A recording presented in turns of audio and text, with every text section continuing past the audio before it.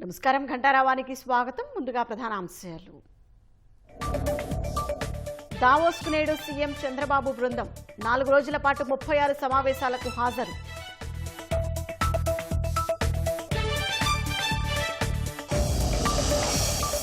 ఎన్టీఆర్ 30వ వర్ధంతి సందర్భంగా సీఎం సహా ప్రముఖుల నివాళులు. ఘాట్ వద్ద మహనీయుడిని స్మరించుకున్న కుటుంబ సభ్యులు.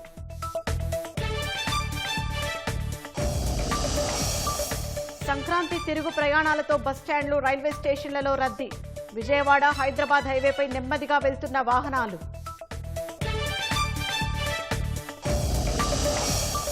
ఎన్టీఆర్ జిల్లాలో ప్రధాన రహదారులను కప్పేసిన పొగమంచు.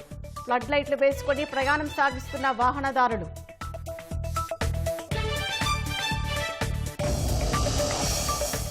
సెర్బియాలో అవినీతికి వ్యతిరేకంగా రోడ్డెక్కిన విద్యార్థులు. అధ్యక్షుడు అలెగ్జాండర్ ఉచిచ్ రాజీనామా చేయాలని నినాదాలు.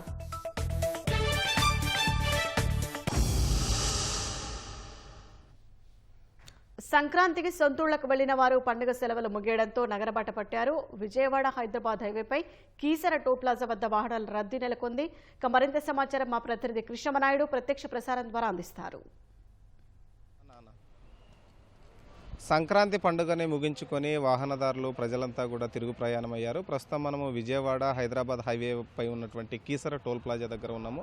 కీసర టోల్ ప్లాజా దగ్గర నెమ్మదిగా వాహనాలు అయితే హైదరాబాద్ వైపు అయితే మూవ్ అవుతున్నాయి. గడిచినటువంటి 24 గంటలు అంటే శనివారం ఉదయం 6 గంటల నుంచి ఆదివారం ఉదయం 6 గంటల వరకు చూసుకుంటే దాదాపు 30,000 వాహనాలు అయితే ఈ యొక్క హైదరాబాద్ వైపు అయితే వెళ్తాయి. అటువైపు హైదరాబాద్ నుంచి విజయవాడ వైపు దాదాపు 10,000 వాహనాలు వచ్చినట్లయితే మనకు టోల్ ప్లాజా అధికారులు అయితే చెప్తున్నారు. ప్రస్తుతం మనం కీసర దగ్గర ఉన్నటువంటి టోల్ ప్లాజా దగ్గర వాహనాలు మూవ్ అవుతున్నటువంటి విధానాన్ని చూడొచ్చు. అయితే నిన్న సాయంకాలం ఎక్కువగా అధికంగా వాహనాలు రావడంతో కొంత అయితే ఈ యొక్క టోల్ ప్లాజా దగ్గర నెమ్మదిగా అయితే వాహనాలు అయితే ముందుకు సాగాయి. ప్రస్తుతం ఈ ఉదయం అయితే కొంత రద్దీ అయితే తగ్గిందనే చెప్పుకోవచ్చు. ఎక్కువగా పండుగకి వచ్చినటువంటి హైదరాబాదులో నివాసం ఉండేటువంటి వాసులంతా ఇటు రాజమండ్రి కానీ లేదా కాకినాడ కానీ విశాఖపట్నం కానీ విజయనగరం కానీ శ్రీకాకుళం వాసులంతా కూడా హైదరాబాద్కి వెళ్ళాలంటే తప్పనిసరిగా విజయవాడ మీదుగా ఇటు గన్నవరం మీదుగా వచ్చేసి ఏలూరు మీదుగా వచ్చి ఈ మార్గం గుండానే ఈ హైవే గుండానే వెళ్లాల్సి ఉంటుంది. అటు గొల్లపూడి దగ్గర ప్రస్తుత పరిస్థితిని చూసుకుంటే గొల్లపూడి దగ్గర కూడా వెస్ట్ బైపాస్ దగ్గర వాహనాలన్నింటినీ కూడా నెమ్మదిగా అయితే అక్కడ ఉన్నటువంటి ట్రాఫిక్ పోలీసులు పంపిస్తున్నారు. 2 రోజుల క్రితమే ఈ యొక్క వెస్ట్ బైపాస్ను కూడా 1 వే వైపు కూడా గుంటూరు వైపు నుంచి కాజా టోల్ ప్లాజా నుండి చిన్నౌట్పల్లె వరకు కూడా ఓపెన్ చేశారు. ఈ క్రమంలోనే అక్కడ ప్రత్యేకంగా ట్రాఫిక్ పోలీసులు ఉండి వాహన సూచనలు కూడా చేస్తున్నారు. దగ్గర కూడా ప్రస్తుతం అయితే పరిస్థితి చాలా సాధారణంగా ఉంది. ఎటువంటి ట్రాఫిక్ ఇబ్బందులు అయితే వాహనదారులు అయితే ప్రస్తుతానికైతే లేదు. అయితే ఉదయం కాబట్టి కొంత వాహనాల యొక్క మూమెంట్ అన్నది అయితే తక్కువగా ఉందని కూడా అధికారులు చెప్తున్నారు. ఇది క్రమంగా పెరిగేటువంటి అవకాశం ఉందని, మధ్యాహ్నం తర్వాత మరింత పెరిగేటువంటి అవకాశం ఉందని కూడా ఒక అంచనా అయితే వేశారు. అయితే గత అనుభవాలను దృష్టిలో పెట్టుకుని మొన్న సంక్రాంతి ముందుగా ఏదైతే వచ్చిందో అప్పుడు వాహనాలను ఏ విధంగా అయితే మూమెంట్ నెమ్మదిగా పంపించారో, ఎక్కడ కూడా ట్రాఫిక్ ఇబ్బందులు కలగకుండా వాహనదారులకు ఏదైతే సౌకర్యం కల్పించారో అదేవిధంగా ఇప్పుడు కూడా ముందస్తు సమాచారం వాహనదారులకు ఇచ్చి డైవర్షన్లు కూడా పెట్టారు. ప్రస్తుతం అయితే ఇక్కడైతే వాహనాల యొక్క అయితే సాధారణ స్థితిలో అయితే వాహనాలు అయితే వెళ్తున్నాయి. ముఖ్యంగా అటు గొల్లపూడి వద్ద ఇబ్రహీంపట్నం రింగ్ ఏదైతే ఉందో, మైలవరం నియోజకవర్గంలో ఉన్నటువంటి ఇబ్రహీంపట్నం రింగ్ ఉందో, అటు మైలవరం వెళ్ళేటువంటి మార్గము, అటు తిరువూరు వెళ్ళేటువంటి మార్గము, అలానే ఛత్తీస్గఢ్ వెళ్ళే మార్గం వైపు కూడా కొంత వాహనాలు వచ్చేటువంటి ఏదైతే ట్రాఫిక్ ఉందో కొంత అధికంగా ఉందని కూడా చెప్పుకోవచ్చు. ముఖ్యంగా రింగ్ దగ్గర వాహనాలు అయితే నెమ్మదిగా అయితే కలుగుతున్నాయి. ప్రస్తుతం అయితే సాధారణ స్థితిలో ఉన్నప్పటికీ ఇది మరింత పెరిగేటువంటి అవకాశం ఉందని కూడా తెలుస్తుంది. ఇటు ఎక్కువగా సాఫ్ట్వేర్ ఎంప్లాయీస్ కానీ లేదా రేపటి నుండి పాఠశాలలు అయితే పునర్ప్రారంభం కాబోతున్నటువంటి నేపథ్యంలో నిన్న కూడా చాలా మంది అయితే దాదాపు 30,000 వాహనాలు అయితే వెళ్ళాయి. ఈ ఉదయం 6 గంటల నుంచి ప్రస్తుతం 10 గంటల వరకు చూసుకుంటే దాదాపు 5,000 వాహనాలు అయితే ఈ యొక్క కీసర టోల్ ప్లాజా నుండి పోయినట్లు కూడా మనకు అధికారులు చెబుతున్నారు. ఓవరాల్గా చూసుకుంటే అటు వెస్ట్ బైపాస్ మీద గుంటూరు మీదుగా కూడా వచ్చేటువంటి వాహనాలు ఏవైతే ఉన్నాయో ఆ మార్గం గుండా కూడా హైదరాబాద్ వెళ్ళడానికి కూడా కొంత అయితే నల్గొండ పోలీసులు అయితే సూచనలు చేస్తున్నారు. అటు తెలంగాణ పోలీసులతో పాటు ఇటు ఆంధ్ర పోలీసులు కూడా సమన్వయం చేసుకుంటూ వాహనదారులు ఎక్కడా కూడా ఇబ్బంది పడకుండా ఉండేందుకు త్వరితగతిన ప్రయాణం సాఫీగా సాగే విధంగా అయితే చర్యలు తీసుకుంటున్నారు. ఇది ఇక్కడ ఉన్నటువంటి తాజా పరిస్థితి. కెమెరామెన్ సాయితో కృష్ణంనాయుడు, ఈటీవీ న్యూస్, కీసర నుంచి. ధన్యవాదాలు కృష్ణనాయుడు. ఇక విజయవాడతో పాటు పరిసర ప్రాంతాలను భారీగా మంచు కమ్మేసింది. విజయవాడ హైదరాబాద్ హైవే ఛత్తీస్గఢ్కు వెళ్లే వాహనదారులు ఫ్లడ్ లైట్లు వేసుకుని ప్రయాణం సాగిస్తున్నారు. మంచు కారణంగా నెమ్మదిగా వాహనాలు వెళ్తున్నాయి. ఉదయం 9 దాటినా మంచు మాత్రం తొలగలేదు. పోలీసులు సైతం ప్రధాన కూడల వద్ద ఎటువంటి ప్రమాదాలు జరగకుండా ముందస్తు జాగ్రత్తలు చేపట్టారు.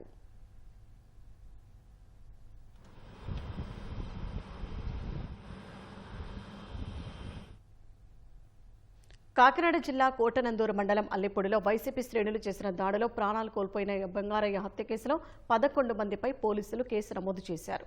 దాదాపు 50 మంది మారణాయుధాలతో టీడీపీ కార్యకర్తలపై దాడికి పాల్పడినట్లు ప్రత్యక్ష సాక్షుల ద్వారా పోలీసులు తెలుసుకున్నారు. ఈ దాడిలో 3 తీవ్రంగా గాయపడగా బంగారయ్య ఆసుపత్రిలో చికిత్స పొందుతూ మరణించారు. మరో వ్యక్తి శ్రీరామ్మూర్తి పరిస్థితి విషమంగా ఉంది. వైసీపీ నాయకుడు చింతకాయల చిన్నబాబు ప్రోద్బలంతోనే దాడి జరిగిందని, అతన్ని ఏవన్గా చేర్చామని తుని సీఐ చెన్నకేశవరావు తెలిపారు. మరో 10 మంది నిందితులను ఎఫ్ఐఆర్లో చేర్చామన్నారు. మరికొందరు పరారీలో ఉన్నట్లు పోలీసులు తెలిపారు. అల్లిపొడిలో భారీ బందోబస్తు ఏర్పాటు చేసి 144 సెక్షన్ అమలు చేస్తున్నారు.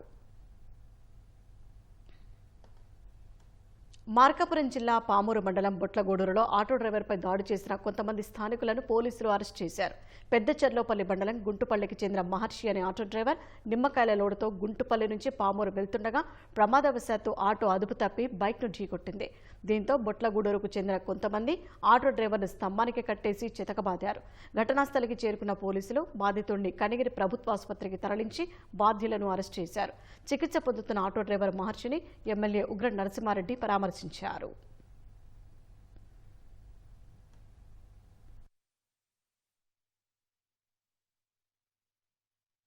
చిమల్దిన మహర్షి అనే పర్సన్ ఒక యాక్సిడెంట్ చేస్తున్నాడని చెప్పేసి అతన్ని పట్టుకొని పోల్ కి కట్టేసి కొట్టడం జరిగింది. ఈ ఇన్సిడెంట్ ని జిల్లా ఎస్పీ గారు అయినటువంటి హర్షవర్ధన్ సార్ చాలా సీరియస్ గా తీసుకొని మా అందరికి ఇన్స్ట్రక్షన్స్ ఇవ్వడం జరిగింది. ఇమీడియట్ గా ఆ ఇన్ఫర్మేషన్ మాకు రాగానే మన లోకల్ పామూరు పోలీస్ వారు అక్కడికి వెళ్ళేసి అతన్ని విడిపించుకొని పోలీస్ స్టేషన్ తీసుకొని వచ్చేసి అతనికి ప్రాపర్ ట్రీట్మెంట్ కోసం హాస్పిటల్ పంపడం జరిగింది. ఇందులో ఎవరైతే ముద్దాయిలుగా ఉన్నారో వాళ్ళని అరెస్ట్ చేయడం కూడా జరిగింది.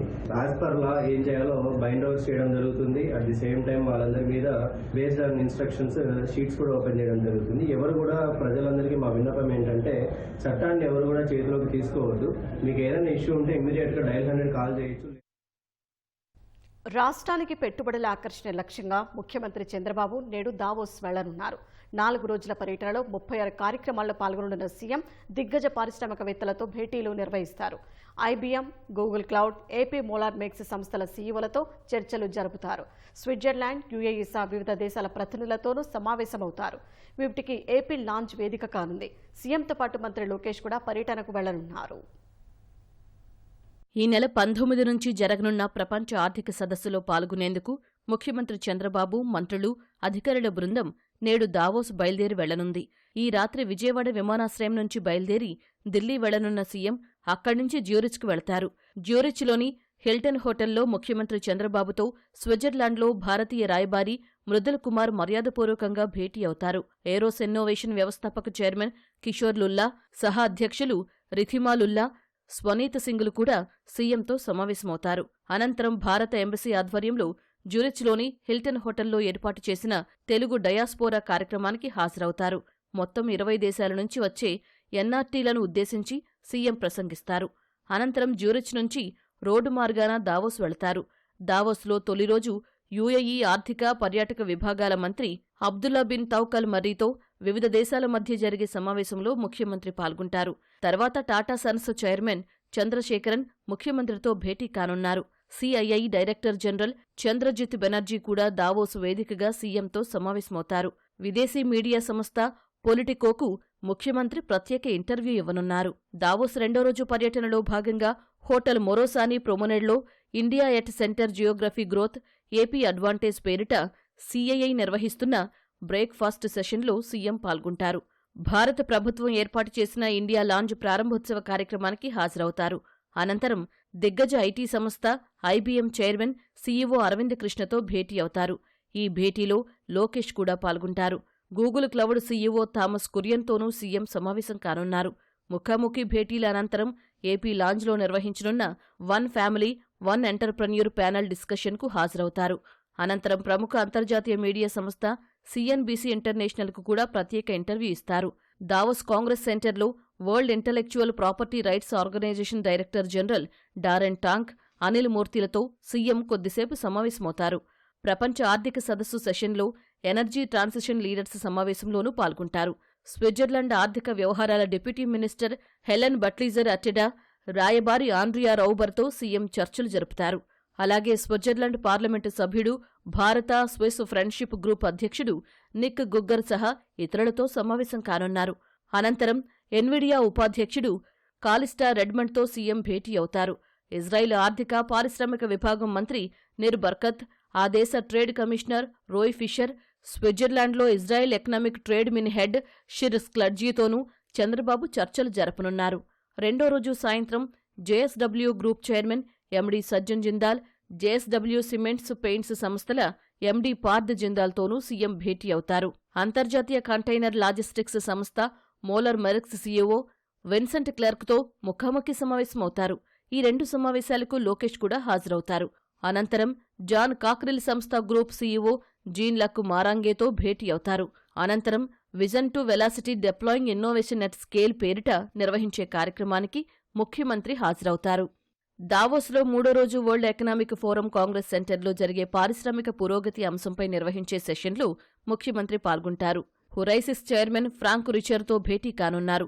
తమారా హాస్పిటాలిటీ సంస్థ ఫౌండర్ సృష్టి సిబులాల్, ఆ సంస్థ CEO Khushboo Awasthi, Calibo AI academy CEO Raj Vattikutti, Scott శాన్సెచ్ఫర్లు సమావేశమై ముఖ్యమంత్రితో చర్చలు జరుపుతారు. దీని తర్వాత ఏపీ సీఎన్ఎఫ్ నిర్వహించే healing planet through regenerative food systems పేరిట జరిగే చర్చా కార్యక్రమానికి హాజరు కానున్నారు. $1 trillion pivot rewriting market signals for nature positive growth అనే అంశంపై చర్చలోనూ సీఎం పాల్గొంటారు. బ్లూంబెర్గ్ సంస్థ నిర్వహించనున్న trillions of dollars AI movement transforming global economy సెషన్లో ముఖ్య వక్తగా ప్రసంగిస్తారు. ఏపీ లాంజ్లో నిర్వహించే బిల్డింగ్ ఇండియా ఇన్ఫ్రాస్ట్రక్చర్ కార్యక్రమంలో కేంద్ర మంత్రులతో కలిసి సీఎం పాల్గొంటారు. వాతావరణ మార్పులపై ఫైనాన్సింగ్ రీజనరేషన్ మొబిలైజింగ్ క్యాపిటల్ పేరిట నిర్వహించే మరో కార్యక్రమంలో పాల్గొంటారు. మొత్తంగా పారిశ్రామికవేత్తలతో 16 1-to-1 సమావేశాలు జరగనున్నాయి. 9 రౌండ్ టేబుల్ సమావేశాలు, ప్లీనరీ సెషన్స్లో సీఎం పాల్గొంటారు. సిఎన్బిసి ఇంటర్నేషనల్ సహా వివిధ అంతర్జాతీయ మీడియా సంస్థలకు ఇంటర్వ్యూలు ఇవ్వనున్నారు. కారణ జన్ముడు, యుగపురుషుడు, పేదల పెన్నిది అన్న నందమూరి తారక రామారావు అని సీఎం చంద్రబాబు అన్నారు. ఎన్టీఆర్ 30వ వర్ధంతి సందర్భంగా ఆ మహనీయుడికి ముఖ్యమంత్రి చంద్రబాబు, ఐటీ శాఖ మంత్రి నారా లోకేష్ ఘనంగా నివాళి అర్పించారు. సినీ వినీలాకాశంలో ధృవతారగా వెలిగి రాజకీయ కురుక్షేత్రంలో అజేయుడైన అన్న ఎన్టీఆర్ తరతరాల చరిత్రను తిరగరాసిన ధీరోదాత్తుడని చంద్రబాబు కొనియాడారు. తెలుగువారి ఆత్మగౌరవాన్ని ఆకాశమంత ఎత్తులో నిలబెట్టేందుకు పోరాటం చేసిన మనందరికీ ప్రాతస్మరణీయుడని గుర్తు చేశారు. కిలో ₹2 బియ్యం, సామాజిక భద్రతా పింఛన్లు, పక్కా ఇళ్ల నిర్మాణం, రైతుకు విద్యుత్, మండల వ్యవస్థతో స్థానిక స్వపరిపాలన, ఆడబిడ్డలకు ఆస్తిలో హక్కు, రాయలసీమకు సాగు, తాగునీటి ప్రాజెక్టుల వంటి అనితర సాధ్యమైన సంక్షేమ అభివృద్ధి పథకాలతో చరిత్ర గతిని మార్చిన ఆ మహనీయుడు ఆదర్శనీయమని కొనియాడారు. ఎన్టీఆర్ బాట అనుసరణీయమని స్పష్టం చేశారు. తారకరాముడు పోషించిన పౌరాణిక పాత్రల ఫోటోలను ఇళ్లలో పెట్టుకుని ప్రజలు దేవుడిగా పూజిస్తుండటం ఎన్టీఆర్కి మాత్రమే దక్కిన అరుదైన వరమని లోకేష్ వ్యాఖ్యానించారు. ఎన్టీఆర్ భౌతికంగా దూరమై ఇన్నేళ్లైనా తెలుగువారి హృదయాల్లో సజీవంగా ఉన్న తాతయ్య జన్మ ధన్యమని అన్నారు.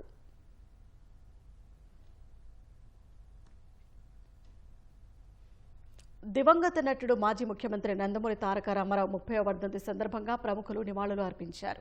హైదరాబాద్లోని ఎన్టీఆర్ ఘాట్లో ఆయన సమాధి వద్ద నందమూరి బాలకృష్ణ, రామకృష్ణ, నారా లోకేష్, భువనేశ్వరి, పురంధేశ్వరి, కళ్యాణ్ రామ్ పుష్పాంజలి ఘటించి నివాళులు అర్పించారు. మాజీ మంత్రులు మోత్కుపల్లి నరసింహులు, బాబు మోహన్ సా, ఖమ్మంపాటి రామ్మోహన్, బక్కా నరసింహులు నివాళులు అర్పించారు. ఎన్టీఆర్ ఘాట్ను వివిధ రకాల పుష్పాలతో అలంకరించిన ట్రస్ట్ నిర్వాహకులు పరిసరాల్లో ఎన్టీఆర్ రాజకీయ, సినీ విశేషాలు తెలిపే చిత్రాలు ప్రదర్శించారు. సర్వమత ప్రార్థనలు ఏర్పాటు చేశారు. ఎన్టీఆర్ ఘాట్ వద్ద అభిమానులు ఆయన చేసిన సేవలను స్మరించుకున్నారు. సూర్యచంద్రులు ఉన్నన్నాళ్లు ప్రజల గుండెల్లో ఎన్టీఆర్ బ్రతికే ఉంటారని బాలకృష్ణ అన్నారు.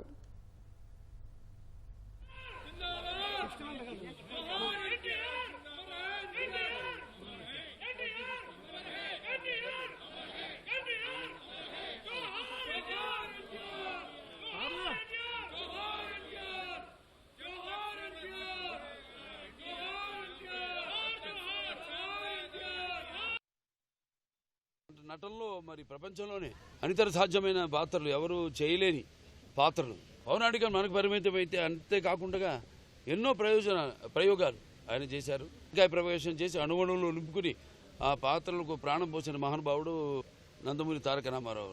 ఎటు చూసినా ఎటు వెతికినా కూడా ఎక్కడా మనకి కనిపించడు. అలాగే రాజకీయంగా చూస్తే అప్పుడు ఆనాడు తెలుగుదేశం పార్టీని స్థాపించడం, అంతవరకు రాజకీయాలు దూరంగా ఉన్న వాళ్ళందరికీ చేయూతనిచ్చి బడుగు బలహీన వర్గాలు వాళ్ళైతేనేమి, తాడిత పీడిత కులాలు, మైనారిటీలు అందరూ కూడా ఈ యొక్క రాజకీయాల్లో ఉన్న ఈ అధికారంలో ఉన్న పదవులు దూరంగా ఉన్న వాళ్ళందరికీ చేయూతనిచ్చి తీసుకొచ్చి పదవులు కట్టబెట్టి సత్కరించిన మహానుభావుడు నందమూరి తారక రామారావు. ఆయన ప్రతి తెలుగు బిడ్డ, ప్రతి తెలుగు మట్టి గడ్డ కూడా నేను తెలుగువాడిని అని సందర్భంగా చెప్పుకునే దమ్ము, ధైర్యం, తెగువ. అలాగే ఆయన రాజకీయాల్లో ఆయన ప్రవేశపెట్టిన పథకాలు చూస్తే ఎంతో సాహసోపేతమైనవి, అలాగే సామాన్యులకి ఎంతో అనుకూలమైనవి, ఉపయోగకరమైనవి కూడా. తాను ప్రవేశపెట్టిన పథకాలు ఇప్పటికీ కేవలం మన తెలుగు రాష్ట్రాల్లోనే కాదు, యావత్ భారతదేశంలో ఆదర్శంగా తీసుకున్న వాటిని ప్రవేశపెట్టి వాటిని ఆ ఫలాల్ని అందరికీ కట్టబెడుతున్నారంటే అది ఆ రామారావు గారు పుణ్యం. తిరుమల శ్రీవారిని హైకోర్టు న్యాయమూర్తి జస్టిస్ శ్రీనివాస్, సినీ నటుడు శర్వానంద్, నటి సాక్షి వైద్య దర్శించుకున్నారు. వీఐపీ ప్రారంభ విరామ దర్శన సమయంలో స్వామివారి సేవలో పాల్గొన్నారు. టీటీడీ అధికారులు వారికి స్వాగతం పలికి దర్శన ఏర్పాట్లు చేశారు. అనంతరం ఆలయంలోకి వెళ్లిన ప్రముఖులు స్వామివారిని దర్శించుకుని మొక్కులు చెల్లించుకున్నారు. దర్శనానంతరం రంగనాయకుల మండపంలో పండితులు ఆశీర్వచనం చేసి స్వామివారి తీర్థ ప్రసాదాలను అందజేశారు.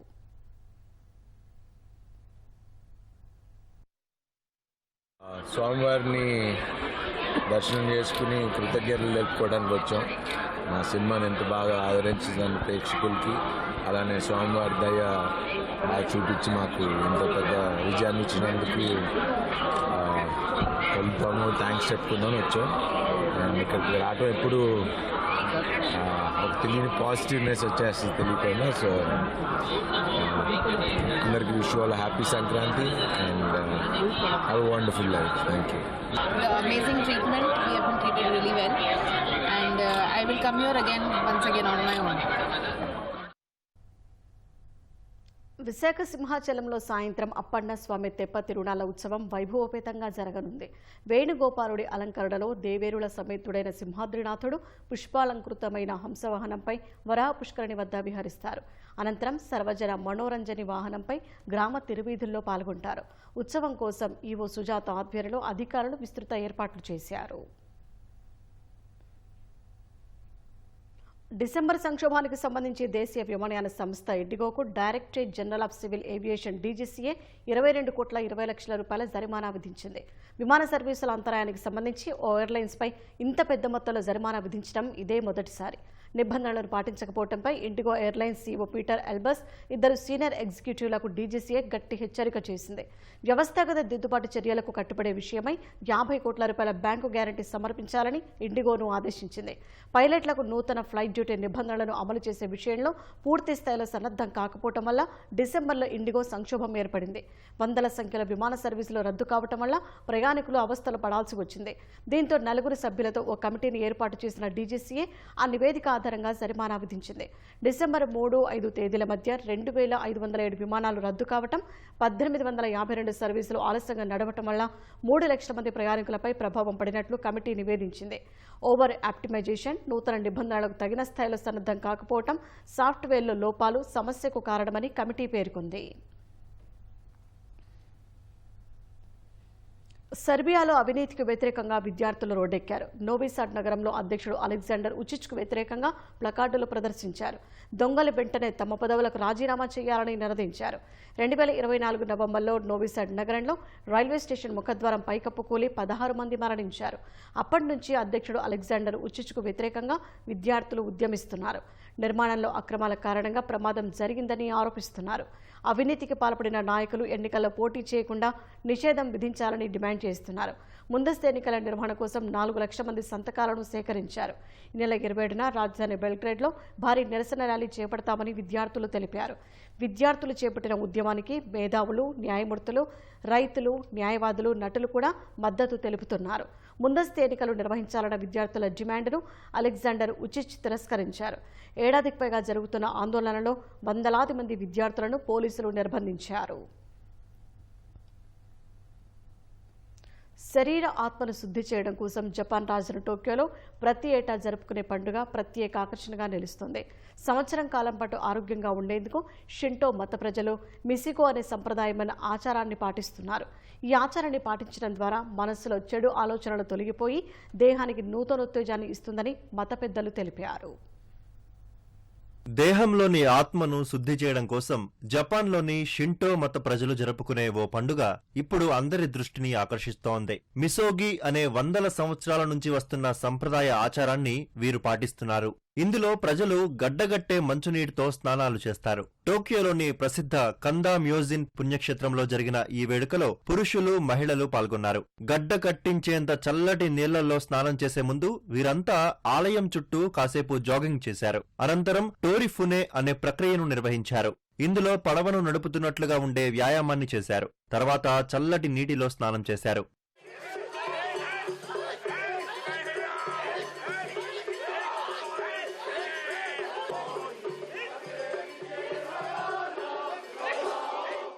మంచునీటితో స్నానం చేయడం వల్ల శరీరంలోని ప్రతికూల ఆలోచనలు తొలగిపోయి మనస్సు ప్రశాంతంగా మారుతుందని షింటో మత ప్రజలు విశ్వసిస్తారు. దేహాన్ని శుద్ధి చేసుకోవడం ద్వారా సంపూర్ణ ఆరోగ్యంగా ఉండటమే కాకుండా వ్యాపారాల్లో విజయం సాధిస్తారని మత పెద్దలు తెలిపారు. పరీక్షల్లో ఉత్తీర్ణత, ప్రయాణ భద్రత, బిడ్డ ప్రసవం వంటివి కూడా సవ్యంగా జరుగుతాయని పేర్కొన్నారు. మిసోగి ఆచారాన్ని గత 21 ఏళ్లుగా పాటిస్తున్నట్లు మోటోట్సుగు మట్సూరా అనే వ్యక్తి తెలిపారు. చల్లనీళ్లలో స్నానం చేసిన తర్వాత తన శరీరంలో ఉన్న చెడు ఆలోచనలు తొలగిపోయాయని, రేపటి కోసం ఆసక్తిగా ఎదురుచూస్తున్నట్లు వివరించారు. మిసోగి ఆచారంలో తొలిసారిగా పాల్గొన్నట్లు రెజ్లర్ తత్సుయా కటోరీ తెలిపారు. మొదట భయపడినా నీటిలో దిగిన తర్వాత చాలా గొప్పగా అనిపించిందన్నారు. తన మానసిక స్థైర్యాన్ని పెంచుకోవడానికి ఇది ఎంతగానో ఉపయోగపడిందన్నారు. షింటో అనేది జపాన్లో ఉన్న అత్యంత పురాతనమైన మతాల్లో ఒకటి. ప్రకృతిలోని ప్రతి జీవిలో దైవత్వం ఉంటుందని వీరు నమ్ముతారు. దుష్టశక్తులను దూరం చేయడానికి శుద్ధి అనేది వీరి ఆచారాల్లో అత్యంత ముఖ్యమైన భాగంగా చూస్తారు. అందులో భాగంగానే మిసోగి ఆచారాన్ని పాటిస్తున్నారు.